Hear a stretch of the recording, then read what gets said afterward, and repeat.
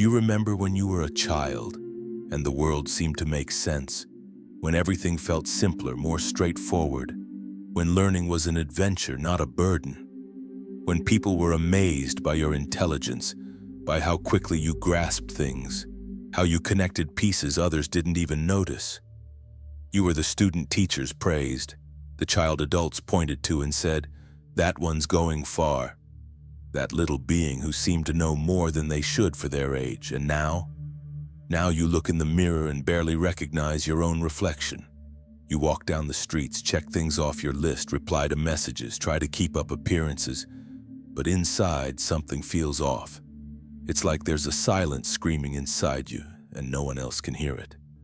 You look at your life and feel a void that has no name, a weariness that doesn't come from your body but from your soul, a strange sense that you're late, out of sync, even if you're not sure what clock everyone else seems to be following. Sometimes it feels like the whole world is in motion, making plans, achieving things, living their dreams, and you're just standing still, as if you lost some kind of guidance, as if suddenly everyone knows exactly where they're going, except you, and that weighs on you. You feel the weight of expectations even when no one says a word. You feel the weight of comparison even when no one points it out. You feel the pressure of a standard you might not have even chosen. But that still presses down on your chest every single day. You were the intelligent child, so why do you feel so lost now? Maybe it's because no one ever told you that growing up hurts, that growing up isn't a straight line, that maturing doesn't mean understanding everything. And sometimes it means realizing you no longer understand anything at all. Maybe it's because the talent you had back then, the one that set you ahead of everyone else, wasn't enough to deal with the invisible pains of adult life. The loneliness, the doubt, the guilt, the fear of letting people down.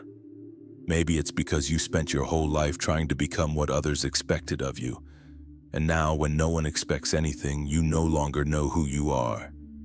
But take a breath. This video is not a self-help manual. It's not a magic formula to fix everything in 10 steps. This video is a mirror, a safe space for you to look at yourself, with less pressure and more compassion, with less judgment and more listening. Because deep down, maybe what you really need right now is this: to pause just for a moment and allow yourself to feel, not to give up, but so that for the first time in a long time you can truly begin. The intelligent child learns quickly, and that quickness goes far beyond the classroom. It's not limited to math or grammar. It shows up in another kind of intelligence. Emotional. The almost invisible sensitivity of someone who picks up on environments, on glances, on silences. She understands adults even when they say nothing. She senses the atmosphere at home when her parents argue and changes her behavior. She knows when to stay quiet. She knows when she needs to smile. She knows how to please, even if she doesn't yet know who she is. This child doesn't just learn easily, she adapts easily. She becomes the mirror of what others expect from her. And because of that, she captivates. She captivates teachers with her quick answers. She captivates her parents with her achievements. She captivates relatives with her early maturity. But little by little, she stops existing as a person and starts living as a projection. Alice Miller, in her book, The Drama of the Gifted Child, speaks about this with an almost painful precision. Many of these brilliant children were not truly loved for what they felt, but for what they delivered, for the pride they inspired, for their model obedience, for the performance that confirmed what adults wanted to see. They were praised, but not heard. They were celebrated, but not embraced. They learned to read the world like an open book. They learned to identify patterns, to decipher intentions, to anticipate reactions. But they forgot themselves. They forgot how to listen to their own heart. They forgot that they too had the right to make mistakes, to fail, to rest, to simply be a child. And so, Over time, this child learned to go quiet, not with literal silence, but with emotional silence. She goes quiet every time she swallows a cry so no one worries. Every time she forces a smile so no one is disappointed. Every time she pretends she's fine just to maintain the image of the strong child. She grew up a prodigy, but inside she was just a small heart trying to adapt to a world far too big. That's the root of the emptiness many adults feel today. Because they were never encouraged to listen to themselves. They were trained to please. And now, further down the road, they no longer know where the role ends and where the true self begins. If you feel this way, maybe your charming inner child is just waiting for someone for the first time to look at her without expectations. Just with presence. Just with love. From a young age, they told you you had everything it took to succeed. Maybe you don't even remember the exact moment it began. It might have been at a parent-teacher conference, a comment in class, a compliment that seemed harmless, but slowly turned into an invisible contract, a silent expectation that followed you all your life. He's going places. She's special. She has a bright future ahead. And you believed it, because deep down it was true. You really were different. But what no one explained to you was that, along with that promise of success, would come a price. The price of having to prove it all the time. The price of feeling like you can't stop. That you can't make mistakes. That you can't simply exist without impressing anyone. Today, every time you fail, even at something small, the world doesn't even need to judge you. You already blame yourself. You already carry a sense of debt for not delivering what was once promised in your name. You feel like you owe something, but you're not even sure what, or to whom. You feel like time is moving too fast and you're not keeping up. And the cruelest part of all this is that even resting has become a reason to feel guilty. Resting is no longer a pause, it's a sin. Stopping has become synonymous with failing, and any misstep seems to echo like a collective disappointment. But what if I told you that this pain you feel isn't a sign of failure? What if, in truth, it's a symptom of an overload of expectations that were never yours to carry? Think with me. Are you really behind? Or are you just exhausted from carrying a suitcase you never packed? You might be carrying on your back years of promises others placed on you. Promises that turned into pressure. Pressure that turned into fear, and fear that now paralyzes you. The truth is, no one prepared you for the weight of being promising. Everyone wants to see talent bloom. But almost no one teaches what to do when the plant starts to wither, when the shine fades, when the path becomes complicated, and then you blame yourself. But maybe it's not your fault. Maybe it's just weight, a weight that was never truly yours to carry alone. Today you have the right to set that baggage down, to breathe without guilt, to understand that the value of your life isn't in how much you impress, but in how much you can live with truth. You're not behind, you're just tired, and acknowledging that is the first step toward finally following your own path. Not the one someone else imagined for you. Knowing how to write well, solve logic problems, master complex concepts, all of that impresses. For a long time, those talents opened doors for you. They made you stand out. They protected you. They acted as a shiny armor in a world that values performance. You knew how to answer quickly. You knew how to argue. You knew how to charm. And because of that, many believed you'd have an easier life. After all, smart people figure it out, right?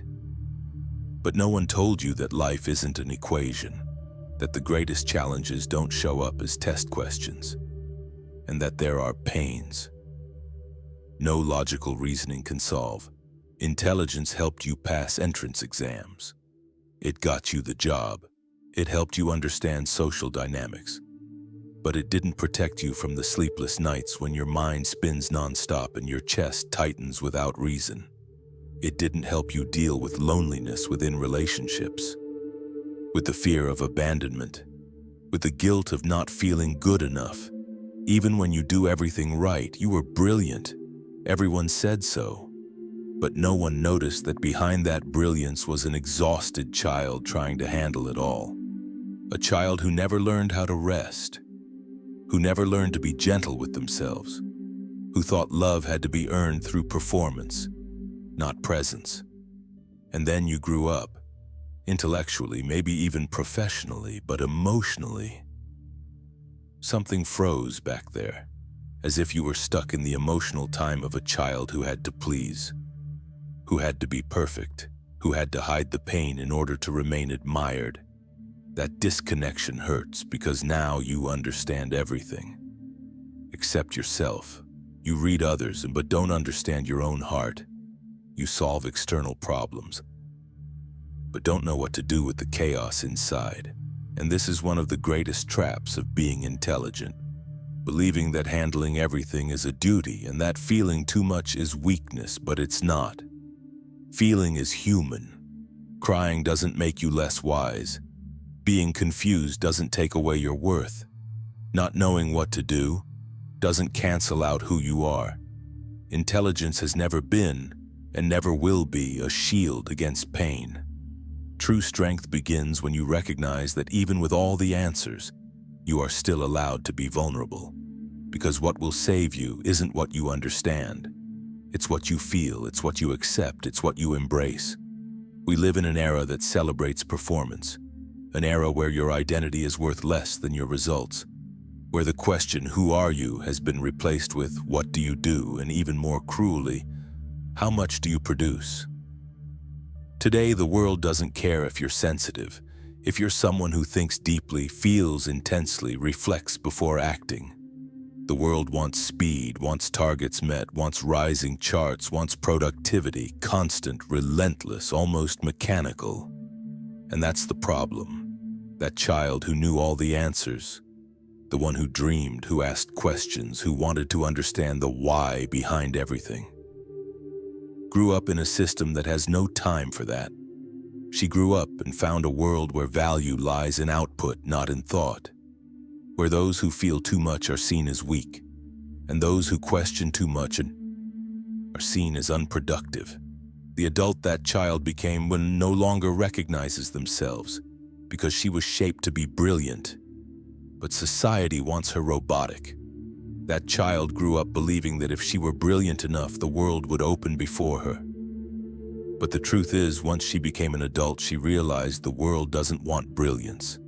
It wants functionality. It doesn't want truth. It wants efficiency. It doesn't want essence. It wants delivery. And in trying to fit into this new model, she started to lose herself.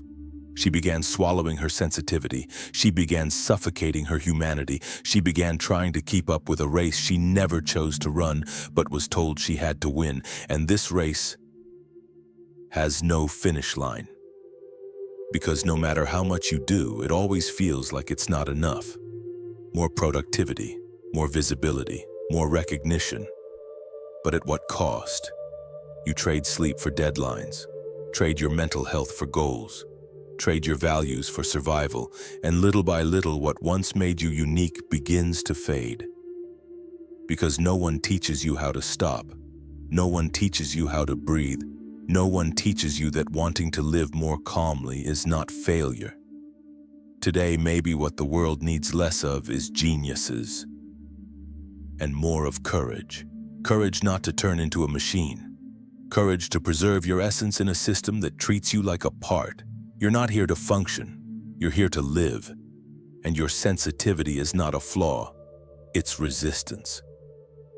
Gustav Jung, one of the most influential names in modern psychology, said that the greatest challenge of adult life is not to conquer something out there, but to discover who you truly are in here.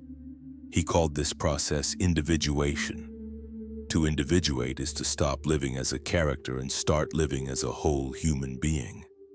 It's to stop obeying external expectations and start listening to your inner call.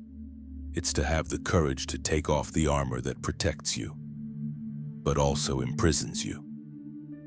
Jung believed that many people fall ill not because they are weak or lacking in talent, but because they're living a life that isn't truly theirs.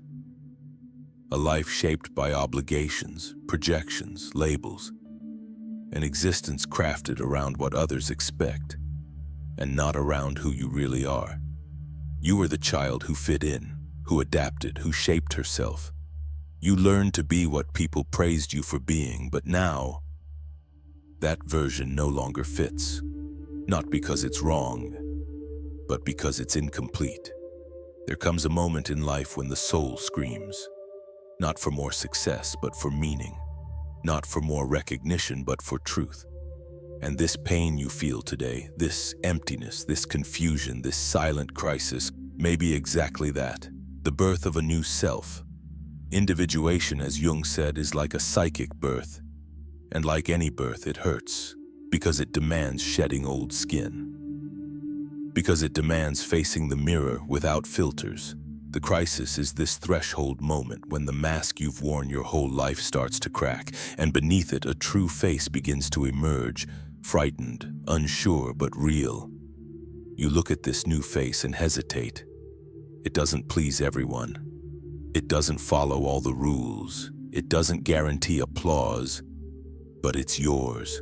And only through this honest encounter with yourself can true healing begin. Individuation is not the end of a journey, it's a calling, a return home to your inner home, where you no longer have to pretend to be strong, where you can be whole even with flaws. Jung believed that suffering was many times resistance to this process, so maybe you're not breaking, maybe you're being born. You grew up learning to be fast to understand, fast to respond, fast to please.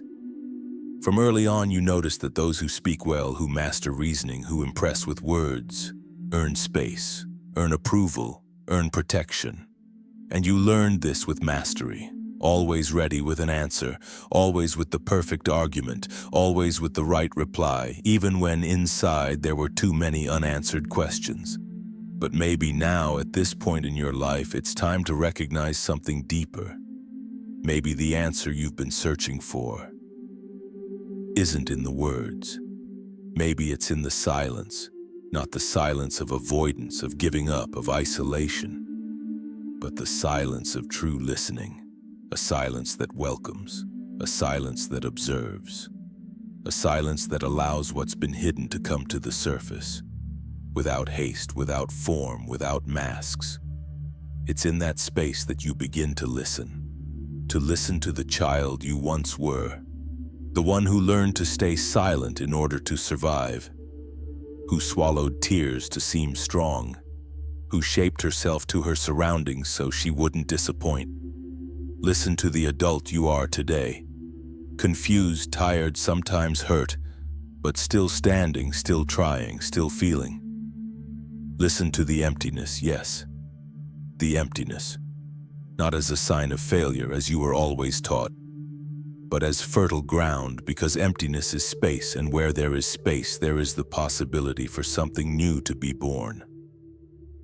Modern life, with its endless demands, has taught us to fear silence, to fill it with notifications, noise, content, tasks, as if pausing for even a second were the same as failing.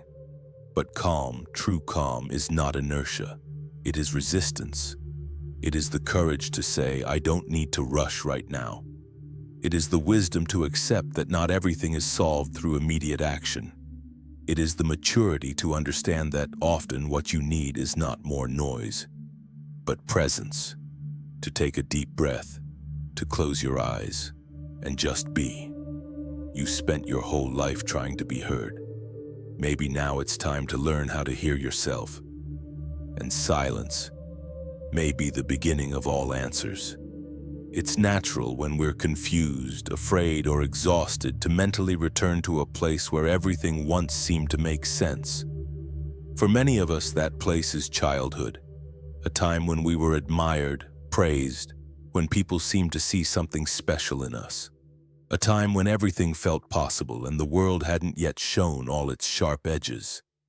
It's tempting to wish for that time back, to become once again the child who had all the answers, who received applause, who was the pride of school, of family, of teachers. But the truth is, you don't need to go back there. You don't need, and you shouldn't, force yourself to become that child again. The one who charmed everyone but so often erased herself to maintain that admiration. Healing isn't about reliving the past. It's about making peace with it. It's about looking back not with guilt nor with idealized nostalgia, but with understanding, with compassion. To understand that that child did the best they could with the tools they had, with the conditions that existed, with the silences that surrounded them and the expectations that suffocated them. And at the same time to understand that the adult you are today, even confused, even tired, even uncertain, is also trying to survive. You don't have to be one or the other, you are both. You are the child who knew everything, and the adult who now feels lost. You are the brilliance of the past and the uncertainty of the present. You are the version of yourself that wanted to succeed, and the one who just wants to breathe in peace. None of these versions is wrong. None of these parts is failure. On the contrary, the reconciliation between these versions is the path to healing. Because as long as you fight your past, it will keep hurting you. But when you sit with it and listen to what it has to say, something changes. You begin to realize that you don't need to be perfect to be worthy of love, that you don't need to get everything right to have value, that your past is not a prison, but a teacher, and that child, even full of gifts, even admirable, also carried fears, doubts, insecurities that no one noticed. And today, the adult you've become can finally embrace them, can say, it's okay. You don't need to prove anything anymore. You don't need to please anyone else. You just need to exist. This reconciliation is an act of courage. It's the moment you stop fighting who you were and start walking alongside that version. Hand in hand, the child you once were opened the path, but it's the adult you are today who will choose where to go.